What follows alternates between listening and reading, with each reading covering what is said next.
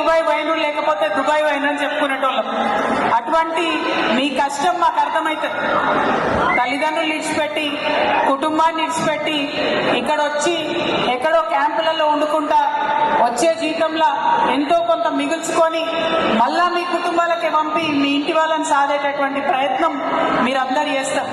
మీ మనసులో ఎంత దుఃఖం ఉంటుందో మాకు తెలుసు.